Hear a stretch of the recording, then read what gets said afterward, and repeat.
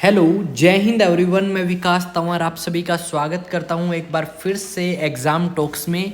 और जैसा कि मैंने आप सभी को बताया था कि हम डेली करंट अफेयर्स की सीरीज़ को स्टार्ट करने वाले हैं आप सभी के साथ मिलके। और वो सीरीज़ हमने स्टार्ट कर दी है 18 दिसंबर 2023 से, बिल्कुल रेगुलर रहने वाली है। दो तीन चीज़ों की कमी थी जिसकी वजह से इसमें एक दो दिन का हमें डिले देखने को मिला है। तो चलिए स्टार्ट करते हैं 18 दिसंबर के करंट अफेयर्स। पर करंट अफेयर्स को स्टार्ट करने से पहले हमारे लिए इम्पोर्टेंट हो जाता है कुछ क्वेश्चंस का जानना जो हमारे लिए काफ़ी रिलीवेंट रहने वाले हैं एग्ज़ाम पॉइंट ऑफ व्यू को लेके। अब मेन बात ये है, करंट अफेयर्स काफ़ी इम्पोर्टेंट है और इस करंट अफेयर्स की सीरीज़ को आप सुबह 6 बजे डेली मॉर्निंग में देख सकते हैं। अगर आपको कोई भी डाउट है करंट अफेयर्स को लेके, आप मुझे कमेंट सेक्शन में पूछ सकते हैं, इंस्टाग्राम पे, व्हाट्सएप पे या फिर टेलीग्राम पे, कहीं भी जहां आपका मन करे। तो फर्स्ट क्वेश्चन के साथ स्टार्टिंग करते हैं। और आज का जो हमारा फर्स्ट क्वेश्चन है वो क्वेश्चन है आपका, Bhashini is a.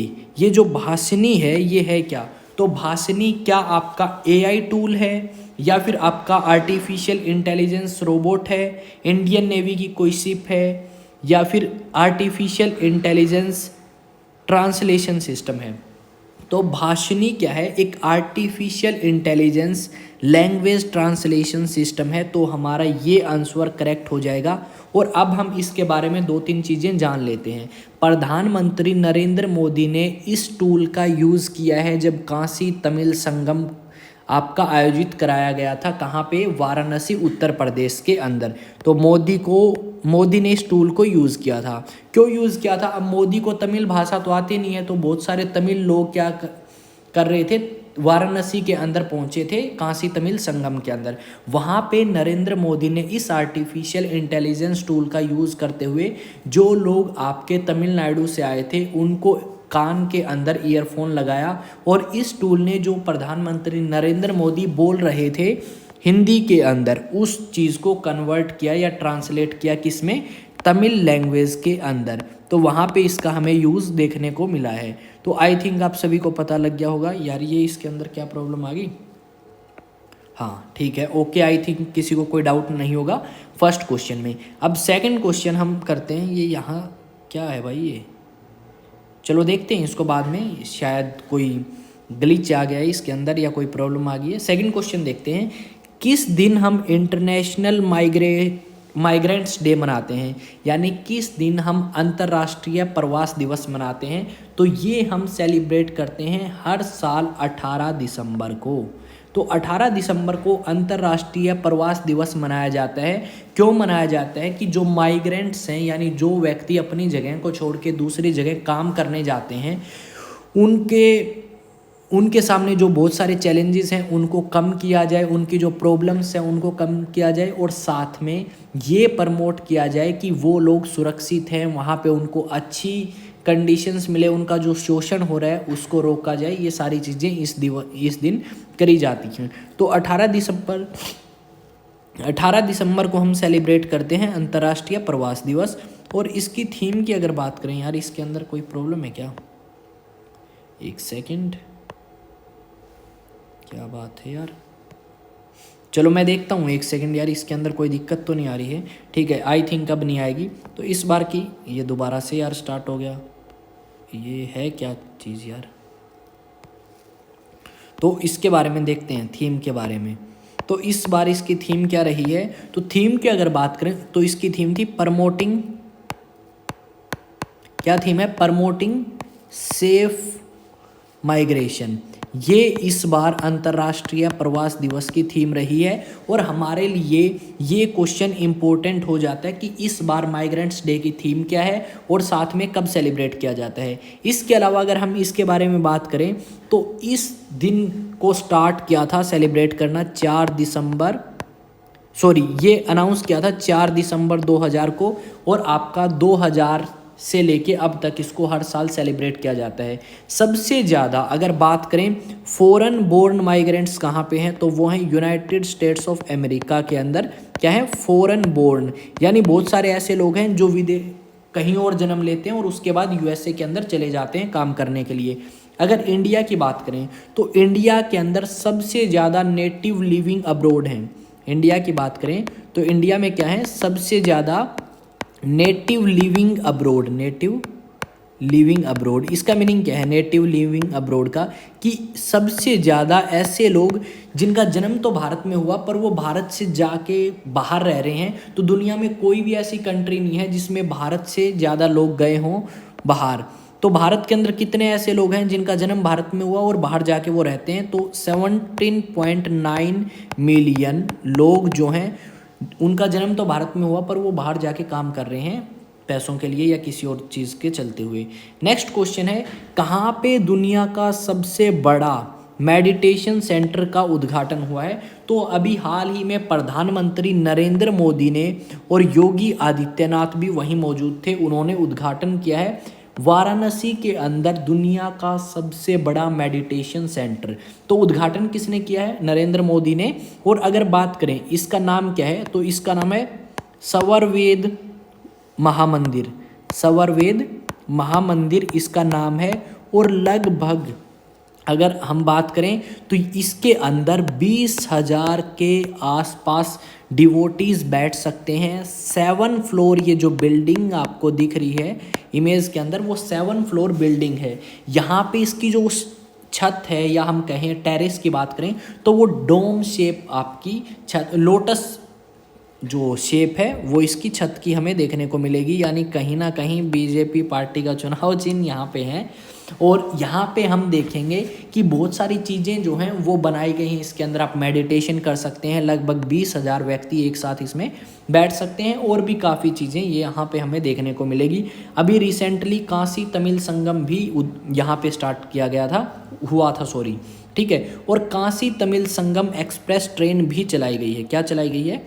Express train चलाई गई है, एक्सप्रेस ट्रेन जिसका नाम है काशी तमिल संगम एक्सप्रेस ट्रेन। उसके बाद नेक्स्ट क्वेश्चन पे अगर हम आए तो नेक्स्ट क्वेश्चन भी हमारे लिए काफ़ी इंपॉर्टेंट है और ये पूछा जा सकता है एसएससी टाइप एग्जाम्स के अंदर। तो इन्होंने पूछा है कि कौन सी टीम ने इस बार विजय हजारे ट्रॉफी जीती है? तो अगर बात करें जीतने की तो राजस्थान, हरियाणा जो है वो विनर है। और हरियाणा ने किसको हराया है? तो राजस्थान रनर अप थी। क्या थी? रनर अप थी, यानी राजस्थान को हरा के हरियाणा विजयी रहा है। और ये जो आपका विजय हजारे ट्रॉफी का फाइनल कराया गया था, ये राजकोट के अंदर जो स्टेडियम है सौराष्ट्र स्टेडियम, वहाँ पे आयोजित कराया गया था। कहाँ पे कराया गया था? राजकोट के अंदर Saurashtra cricket association stadium, cricket association stadium के अंदर यह आयोजित कराया था। यहाँ पे अगर बात करें तो हरियाणा ने 287 रन बनाए 8 विकेट के साथ 50 ओवर में। और जो मैन ऑफ द मैच है हरियाणा की तरफ से, man of the match and man of the series की अगर बात करें तो वो कौन रहे हैं? वो रहे हैं सुमित कुमार, आपके man of the match. I think आपको क्लियर हुआ होगा। और ये फोटो आप यहाँ पे देख सकते हैं, विजय हजारे ट्रॉफी की मास्टर कार्ड से इसके स्पॉन्सर थे। नेक्स्ट अगर बात करें तो अस्त्र शक्ति मिलिट्री एक्सरसाइज जो है वो किसके द्वारा परफॉर्म की गई है? क्या नेवी के द्वारा, एयरफोर्स या आर्मी या कोस्ट गार्ड? तो इंडियन एयरफोर्स जो है उन्होंने अस्त्र शक्ति एक्सरसाइज जो है वो की है। और यहाँ पे आकाश मिसाइल सिस्टम को टेस्ट किया गया है। अगर बात करें आकाश मिसाइल सिस्टम की, किसकी? आकाश मिसाइल सिस्टम की। तो यहाँ पे आकाश मिसाइल सिस्टम की रेंज है 25 किलोमीटर और ये एक साथ में 4 टारगेट्स को हिट कर सकती है। ये आकाश मिसाइल सिस्टम जो है ये surface to air missile system है। और इसको कहाँ पे आयोजित कराया गया था? तो इसको परफॉर्म किया गया है आंध्र प्रदेश के अंदर। कहाँ पे? आंध्र प्रदेश के अंदर इस मिसाइल सिस्टम को टेस्ट किया गया है। आई थिंक यहाँ तक आपके क्वेश्चंस जो हैं वो अच्छे तरीके से हो गए होंगे। अब आते हैं 6th क्वेश्चन पे। जो कोटक महिंद्रा बैंक है उसने कौन सी आईआईटी के साथ आपका पार्टनरशिप करी है? कोटक स्कूल ऑफ सस्टेनेबिलिटी को लॉन्च करने के लिए। तो आईआईटी कानपुर जो है वो इसका सही उत्तर रहेगा। जैसा कि आप फोटो में देख सकते हैं, आईआईटी कानपुर और कोटक जो बैंक है उन्होंने समझौता किया है इंडिया के अंदर पहला सस्टेनेबिलिटी स्कूल ओपन करने के लिए। इस सस्टेनेबिलिटी स्कूल का काम है एजुकेशन प्रोवाइड करना ग्लोबल वार्मिंग को लेके, और साथ में इस चीज़ के ऊपर रिसर्च भी करेंगे ये कि किस तरीके से हम अर्थ को सस्टेन कर सकते हैं, ख़राब होने से या यहाँ पे डिग्रेडेशन होने से बचा सकते हैं। इसका जो उद्घाटन है, इनॉग्रेशन की अगर बात करें तो वो किया है union minister of education and skill development Dharmendra Pradhan ने। किसने किया है? धर्मेंद्र प्रधान ने इसका उद्घाटन किया है। PRADHN, धर्मेंद्र प्रधान, जो कि union minister of education and skill development है। तो ये भी याद रखें कि यूनियन मिनिस्टर ऑफ एजुकेशन है कौन। तो अब बढ़ते हैं नेक्स्ट क्वेश्चन की तरफ। तो ईस्टर्न फ्राइट कॉरिडोर कौन सी दो जगह को कनेक्ट करेगा? तो ईस्टर्न फ्राइट कॉरिडोर कनेक्ट करेगा दीनदयाल जंक्शन को न्यू भावपुर से, और ये दोनों की दोनों जगह आपकी उत्तर प्रदेश के अंदर है। इसकी टोटल लेंथ जो है वो 402 किलोमीटर रहने वाली है। इसी के साथ में अगर बात करें ईस्टर्न फ्राइट कॉरिडोर की, तो 402 किलोमीटर तो टोटल लेंथ है, और 10,903 करोड़ इस फ्राइट कॉरिडोर के अंदर लागत आई है। यहाँ पे हमें ट्रेन्स की स्पीड जो है वो 100 किलोमीटर प्रति घंटा या इससे ज़्यादा देखने को मिल सकती है। और इसी के साथ में अगर हम बात करें तो यहाँ पे जो कोल ट्रांसपोर्टेशन सिस्टम है या रिसोर्सेज को एक जगह से दूसरी जगह भेजने में काफ़ी आसानी होगी इसके बाद में। अब आते हैं नेक्स्ट क्वेश्चन की तरफ कि भारत का कौन सा ऐसा राज्य है जिसने टॉप किया है अडल्ट्रेशन में। अडल्ट्रेशन का मतलब होता है मिलावट, कि खाने की मिलावट में भारत का कौन सा राज्य सबसे टॉप में है। तो जो तेलंगाना राज्य है, कौन सा? तेलंगाना राज्य जो है उसने भारत के अंदर टॉप किया है अडल्ट्रेशन के मामले में। टोटल 291 केसेस आए थे अडल्ट्रेशन के, और उसमें से आपके 243 केसेस हमें तेलंगाना राज्य से देखने को मिले हैं, और सेकंड नंबर पे है आपका आंध्र प्रदेश राज्य। तो इस चीज़ को ध्यान में रखें, इम्पोर्टेंट पॉइंट हो जाता है। और ये जो रिपोर्ट है ये दी गई है नेशनल क्राइम रिकॉर्ड्स ब्यूरो के द्वारा। किसके द्वारा दी गई है ये रिपोर्ट? रिपोर्ट दी गई है नेशनल क्राइम रिकॉर्ड्स ब्यूरो के द्वारा ये रिपोर्ट हमें देखने को मिली है। ठीक है, तो इस चीज़ का ध्यान रखें। और नेक्स्ट क्वेश्चन जो है ये इंपॉर्टेंट पॉइंट है, इनको भी ध्यान रखें।